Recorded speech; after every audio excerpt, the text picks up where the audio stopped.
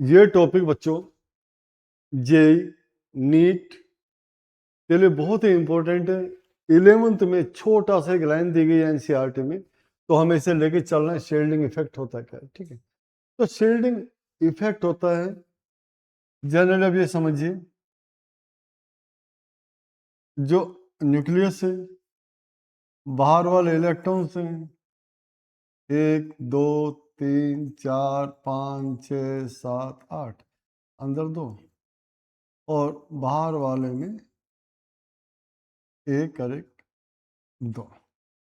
अगर किसी एटम के अंदर मल्टी ऑर्बिटल्स हैं, मल्टी सेल्स हैं, तो ये एप्लीकेबल होता है। तो देखिएगा applicable on multi shell having atoms. अगर आप इसकी बात करें हाइड्रोजन हीलियम, तो शील्डिंग नहीं होगा। On hydrogen and helium no shielding effect, no shielding effect. इसका मतलब क्या हुआ, हमारे पास कम से कम एक सेल से ज्यादा शेल हैविंग एटम्स होने चाहिए किसी भी एलिमेंट के। तो अगर आपसे बोले लिथियम, यस लिथियम पे होगा, बट मिनिमम होगा लिथियम पे। एटॉमिक नंबर 3 है तो 2 1। इसका मतलब कितने शेल हो गए, 2 शेल हो गए, के एंड एल। अगर 2 शेल हो गए तो इन पर एप्लीकेबल होगा, तो शील्डिंग एप्लीकेबल, शील्डिंग एप्लीकेबल होगा, राइट। अगर मैं लिथियम पॉजिटिव ले लेता हूं तो ये शेल खत्म हो गया, बट नो शील्डिंग, यहां पर कोई शील्डिंग नहीं होगा। याद रखें, कोई शील्डिंग नहीं होगा। अब बात आती है हमारे पास शील्डिंग हो क्यों रहा है। शील्डिंग होने का रीजन होता है, देखो ये शेल और ये शेल, 2 शेल का डिफरेंस समझिए, इस शेल का और इस शेल का, राइट। चलिए नेक्स्ट स्लाइड इस पे करते हैं।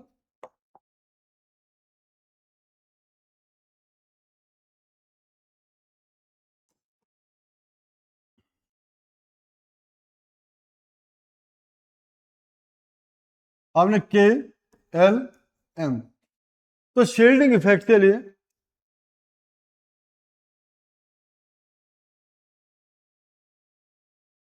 इफेक्ट के लिए हमारा जो सभी इलेक्ट्रॉन्स होते हैं ऑर्बिटल्स में, उनको अट्रैक्ट करते हैं।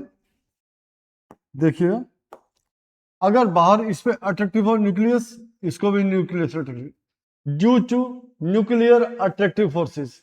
जो ये वाले हैं इनको भी न्यूक्लियस अट्रैक्ट करेंगे, तो ये भी ऐसे अट्रैक्ट होंगे न्यूक्लियस की तरफ को।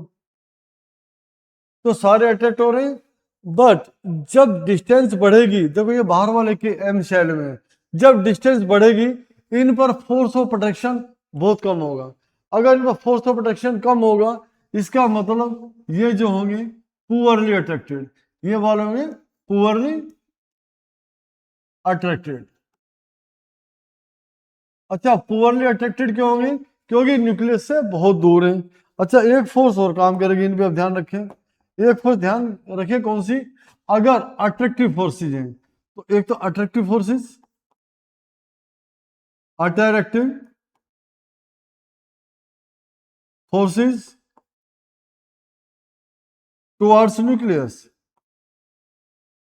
ये होगी। और दूसरी होगी inter electronic repulsive, inter electronic repulsive. दूसरी होगी inter electronic repulsive force. 2 force हो गई। अगर हमारे ये वाली शेल, ये वाली शेल स्ट्रॉन्गली शील्ड कर लेती है अंदर वाले इलेक्ट्रॉन्स को, ये वाली शेल यानी कि n-1 और nth। अगर n-1 शेल कंप्लीटली अंदर वाले सेल को प्रोटेक्ट कर लेती है, तो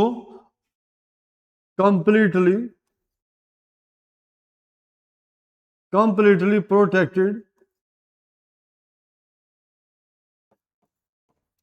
इनर सेल्स, तो बोलेंगे स्ट्रॉन्ग शील्डिंग। जब स्ट्रॉन्ग शील्डिंग हो जाएगा तो रिपल्सिव फोर्स ज्यादा हो जाएगी। जब स्ट्रॉन्ग शील्डिंग हो जाएगा तो रिपल्सिव फोर्स जो रेड मार्क की है, इंटर इलेक्ट्रॉनिक रिपल्सिव फोर्स ज्यादा होगी। जब इंटर इलेक्ट्रॉनिक रिपल्सिव फोर्स ज्यादा होगी तो इसका मतलब इसका साइज बढ़ जाएगा, इसका साइज बढ़ जाएगा। अब ऑन इंक्रीजिंग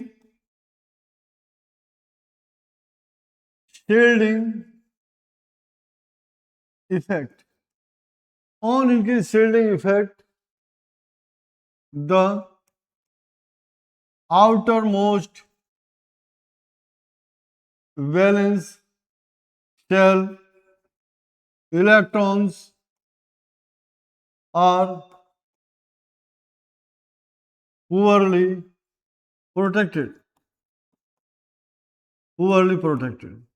अगर शील्डिंग ज्यादा हो जाएगा, ठीक है, ऑन की shielding effect, the outer most valence shell electrons are poorly protected.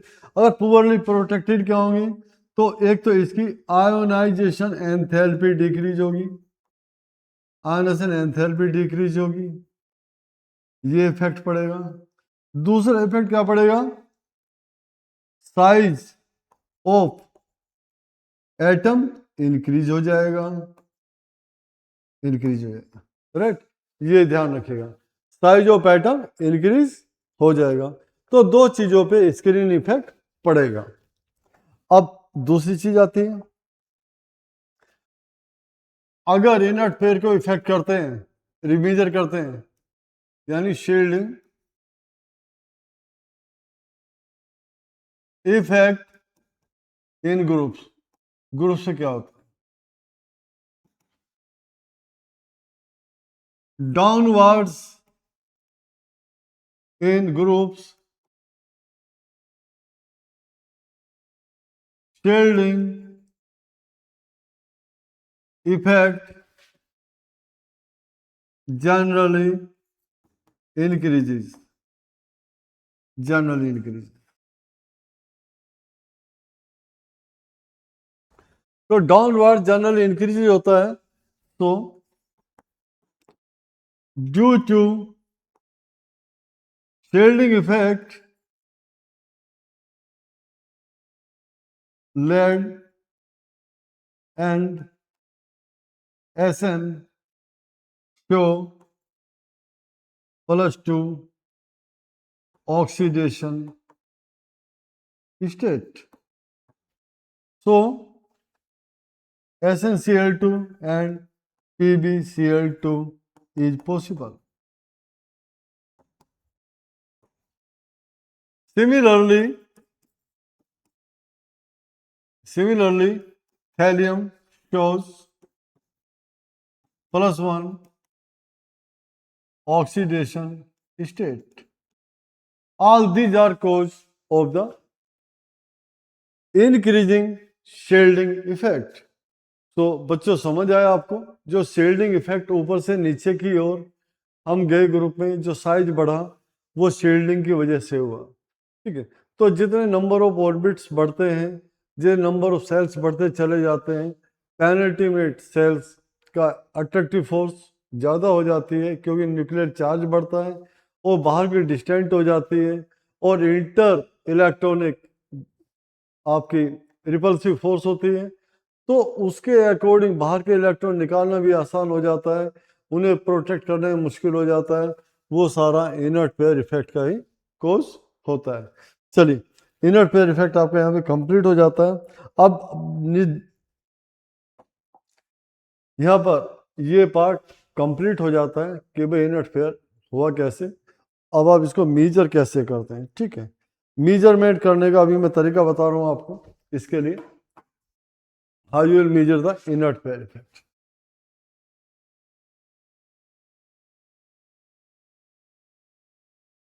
Measurement of shielding effect, इसको आप मेजर करेंगे तो कैसे करेंगे भाई? ले लिए, फिर डायग्राम वही बनाते हैं। अंदर के में 2, एल में 8 इलेक्ट्रॉन्स और आपने 2 इलेक्ट्रॉन बाहर ले लिए एम में। ये आपकी nth शेल होगी, ये n-1 nth शेल होगी और ये आपकी n-2 इस तरह से। तो इसमें से जब आप इनर्ट पेयर इफेक्ट या शील्डिंग इफेक्ट स्टडी करते हैं तो आप एक चीज देखते हैं इसमें, ये जो बाहर वाला इलेक्ट्रॉन होता है ये टेस्ट इलेक्ट्रॉन होता है, टेस्ट इलेक्ट्रॉन होता है। इस टेस्ट इलेक्ट्रॉन को कैलकुलेशन में नहीं लेते, तो हम मेजर करते हैं, इसका फॉर्मूला होता है सिग्मा स्टार कर देते हैं इक्वल्स टू जो nth इलेक्ट्रॉन होता है, ठीक है, that is total number of nth shell electron except test electron. Test electron को बाहर कर देते हैं, राइट, एक्सेप्ट टेस्ट इलेक्ट्रॉन, आप उसको नहीं लेते।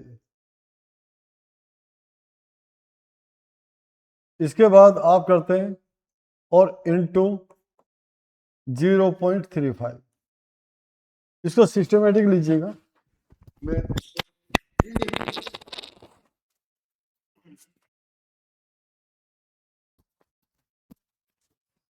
इसको थोड़ा सिस्टमेटिक लेते हैं फॉर्मूले को,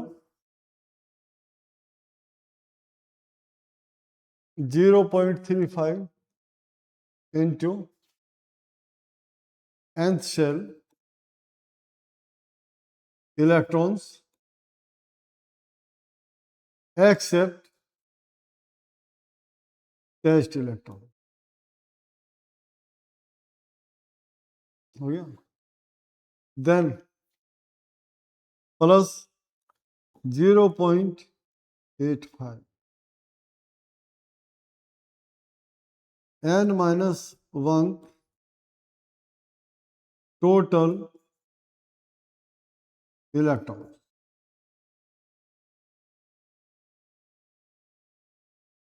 plus 1 into all electrons present in inner cells, inner cells, ये फॉर्मूला। अब इस पे अप्लाई करते हैं, इसमें nth में कितना है 1 है, तो sigma star equal to n, 1 electron देखो ये बचा हुआ है, ये टेस्ट इलेक्ट्रॉन, इसका मेजर नहीं करेंगे, that you will not measure, you have to measure this one.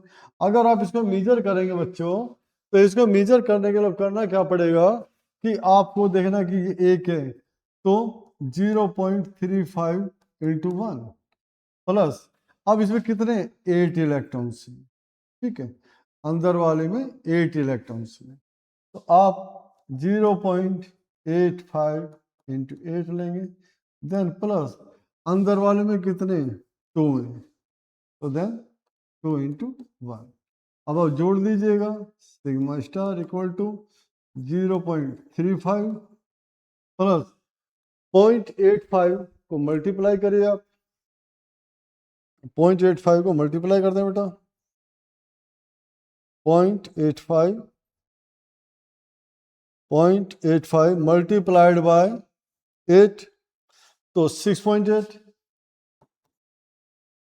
Plus 2, अब सभी को जोड़ दीजिएगा, 6.8 प्लस 2 और प्लस 0.35, तो आपका आ गया इसका सिग्मा स्टार इक्वल टू 9.15। तो ये आपका आया इसका, इसको बोलते हैं स्क्रीनिंग इफेक्ट या शील्डिंग इफेक्ट। अच्छा, इसका रोल क्या हुआ? इसका रोल होता है हमें इसका इफेक्टिव न्यूक्लियर चार्ज जानने के लिए। अगर इफेक्टिव न्यूक्लियर चार्ज देखेंगे, आपके पास ये फिगर आ गई है। अब आप इफेक्टिव न्यूक्लियर चार्ज देखते हैं बेटा, तो न्यूक्लियर चार्ज के लिए effective nuclear charge, effective nuclear charge तो जेड हो जाएगा, जेड से कहते हैं, और Z equals to Z star equal to Z minus sigma star. तो ये जो होता है एटॉमिक नंबर होता है, एटॉमिक नंबर माइनस ये आपका हुआ शील्डिंग इफेक्ट, शील्डिंग इफेक्ट जो आपने मेजर किया था सिग्मा से। तो एटॉमिक नंबर अगर मैं ये 282 किसका एटॉमिक नंबर, यानी 8 तो 10 2 12 मैग्नीशियम हमने लिया। अगर मैग्नीशियम एटम के लिए तो मैग्नीशियम 12 हुआ, तो इसका Z star equal to atomic number 12 minus, अभी आपने पीछे कैलकुलेट किया था 9.15 आपने लिया था, देखो कितना 9.15 सिग्मा। तो सिग्मा 9.15 है, उसकी वैल्यू रखिए, that is Z minus sigma star. तो आपका आ जाएगा जेड स्टार इक्वल टू 12 मान 9.15। अब इसको सब्ट्रैक्ट कर लेंगे तो आपका आ जाएगा 2.85। जो 2.85 आया, ये आपका जेड इफेक्टिव यानी कि इफेक्टिव न्यूक्लियर चार्ज आप कहते हैं कैलकुलेट हो गए, निकला। कोई डाउट है तो कर लेंगे। फिर मैं आपको होमवर्क देता हूं कि आपको शील्डिंग इफेक्ट देखना है, तो शील्डिंग इफेक्ट आप कैसे करेंगे और कैसे होता है। देखिए पहले तो इंक्रीजिंग ऑर्डर इसका कैसे होता है, डिक्रीजिंग इंक्रीजिंग ऑर्डर जो आता है शील्डिंग का एस पी डी और एफ, इस तरह से इसका ऑर्डर होता है। यानी कि जो एफ के होते हैं वो पुअरली कंट्रोल्ड होते हैं, सबसे ज़्यादा इफेक्टिव न्यूक्लियर चार्ज एस पे होता है, तो अकॉर्डिंगली ये होता है इंक्रीजिंग ऑर्डर। ठीक है, अब दूसरी बात आ जाती है आपकी हमारी शील्डिंग के लिए कि आपको कैलकुलेट करना है जिंक 30 एंड जिंक 30। दो कंडीशन है, जिंक 30 और जिंक 30, एक पे पॉजिटिव चार्ज एक पे। तो इन दोनों के लिए फाइंड द जेड इफेक्टिव, यानी जेड इफेक्टिव इसका मेजर करेंगे, और जेड इफेक्टिव करने का ये फॉर्मूला होगा। उसके लिए आपको पहले शील्डिंग कैलकुलेट करना पड़ेगा। ठीक है, आपसे बोल सकते हैं कि जेड इफेक्टिव कैलकुलेट करिए या इनका शील्डिंग इफेक्ट कैलकुलेट करिए। आप ये शील्डिंग वाला सिग्मा भी कैलकुलेट कर सकते हैं जो हमने पीछे कैलकुलेट किया था। तो दोनों तरह से दो वैल्यूज है, यू हैव टू कैलकुलेट, इसको आप कैलकुलेट करिएगा। बाकी मैं नेक्स्ट क्लास में आपसे नेक्स्ट टॉपिक डिस्कस करता हूँ। ठीक है, चलिए।